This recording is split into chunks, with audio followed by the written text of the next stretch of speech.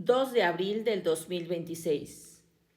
Fuente rebelión.org. Entrevista a Iñaki Gil de San Vicente. Título: El antiimperialismo como lucha permanente. Retos históricos y desafíos actuales. Parte 13. Debemos tener en cuenta que la educación, la sanidad, la administración, etc., básicas cuando las había, se sustentaban en lenguas extranjeras dominadas por el 5%, lo que frenaba o impedía que los pueblos aprendiesen y creasen ellos mismos esos medios decisivos si previamente no habían interiorizado la lengua y cultural ocupante. El problema se agrava cuando analizamos el funcionamiento de las fuerzas represivas nativas, colaboracionistas armados que defendían al amo masacrando a su propia familia si hiciera falta. Gran Bretaña, Portugal y Francia, y en menor medida Alemania, Bélgica e Italia, llevaron a la muerte a decenas de miles de africanos, quitándoles la vida entre sí en la Primera y Segunda Guerra Mundial, en defensa de los imperialismos que los saqueaban. Apenas si podemos hacernos una idea de cómo este exterminio de personas jóvenes ha retrasado durante generaciones la toma de conciencia panafricanista. Todos los movimientos de liberación han comprendido la importancia crítica de la alfabetización de sus pueblos en sus lenguas y culturas, como avance simultáneo en su autoorganización, como fuerza revolucionaria que lucha por la independencia contra el imperialismo. La alfabetización iba unida no solo a la autoorganización, sino a la vez a la preparación teórica, política y ética de cara a crear contrapoderes. Allí donde sea posible defenderlos y ampliándolos, conectándolos en red.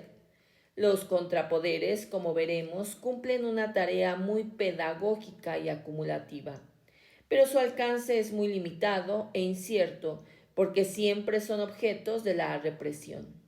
Son imprescindibles pero insuficientes.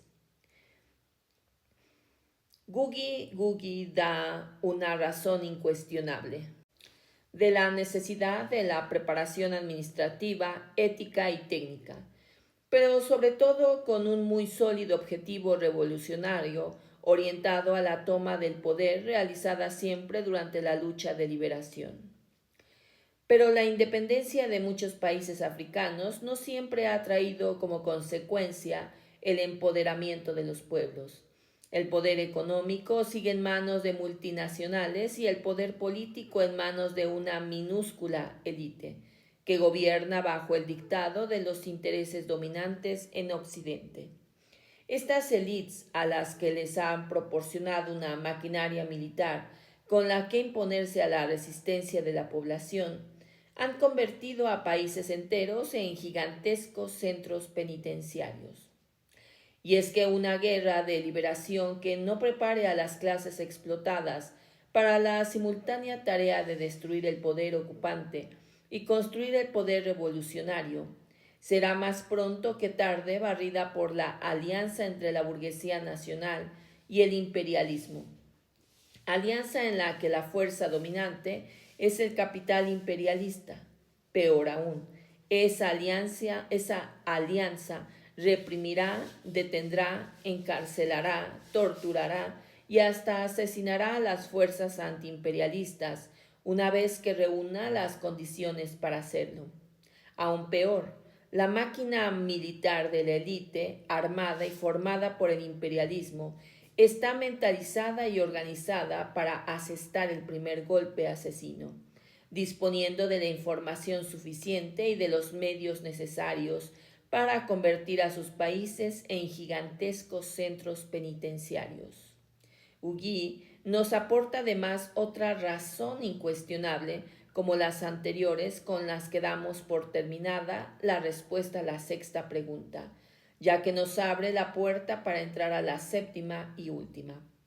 Unos pocos accionistas en la City o en Wall Street, mediante una simple manipulación en la compraventa de acciones y participaciones, y gracias al poder de su fuerza casi monopolística del capital, puede determinar la ubicación, la muerte y la subsistencia de industrias enteras.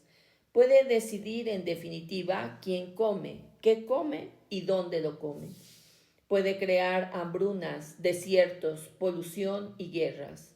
El campesino en la parte más alejada del planeta se ve afectado por el poder de personas que acumulan miles de millones, aunque su riqueza solo sea visible en números en una pantalla de ordenador en estas instituciones financieras que llamamos bancos. Actualmente el FMI y el Banco Mundial determinan las vidas y las muertes de muchísimas personas en África, Asia y Sudamérica. ¿Qué importancia tiene que los pueblos decidan por sí mismos dentro del antiimperialismo? ¿Cuáles son los elementos básicos para armar una teoría revolucionaria del antiimperialismo? ¿Qué tipo de internacionalismo político necesita hoy la teoría antiimperialista? Pregunta 7. Las últimas palabras de Guy centran perfectamente las tres respuestas a este último bloque de preguntas porque nos descubren el núcleo, la esencia del imperialismo, el porqué y cómo de la destrucción de vidas humanas en lugares muy lejanos de los centros de poder capitalista y sobre todo el para qué de esos crímenes diarios. Guy los escribió en 1993 y el tercio de siglo transcurrido hasta ahora no ha hecho sino multiplicarlos a la vez que ha añadido nuevos componentes a la crisis genético-estructurales del capital. Arriba hemos intentado explicar la categoría de esencia-fenómeno y ahora podríamos hablar de la universal, particular y singular. Recurrimos a ambas para saber por qué los pueblos obreros deben decidir por sí mismos su lucha antiimperialista, siempre dentro de la unidad estratégica internacionalista por el comunismo. Entre otras muchas cosas válidas, Guy dice que el EBM y el FMI, las grandes corporaciones y unos pocos accionistas, deciden quiénes mueren de hambre o son masacrados en guerras a miles de kilómetros de sus acomodados despachos. Esta es la esencia del imperialismo, sus características universales. ¿Cómo combatirlas y vencerlas? ¿Solo con afirmaciones ciertas pero generales?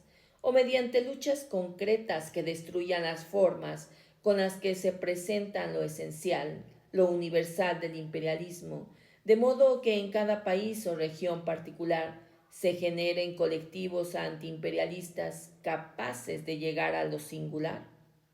Por ejemplo, la lucha contra el imperialismo ecológico en su esencia universal, que destruye la naturaleza, debe materializarse en lo particular, en y de Galiza, mediante la derrota de la monstruosidad de Altri, que tiene singularidades que le diferencian de otras barbaridades, pero que sólo pueden entenderse plenamente gracias a la crítica marxista del ecocidio capitalista. La lista de ejemplos es casi inagotable. La lucha castellana contra la falsificación y mentira histórica para imponer su supuesta españolidad es la misma que la lucha catalana contra esa misma imposición violenta. Pero sería un error garrafal copiar mecánicamente los argumentos y formas de movilización. La lucha contra las bases de la OTAN en Andalucía, por ejemplo, es la misma lucha que la que se libra contra las bases imperialistas en otras partes. Pero la forma de esa lucha andaluza solo será efectiva si parte de su historia y contexto, de la misma manera en que la lucha vasca por la amnistía tiene los mismos objetivos que las otras naciones trabajadoras, pero en Euskal Herria se sostiene sobre la especificidad y singularidad de su lucha liberación nacional de clase.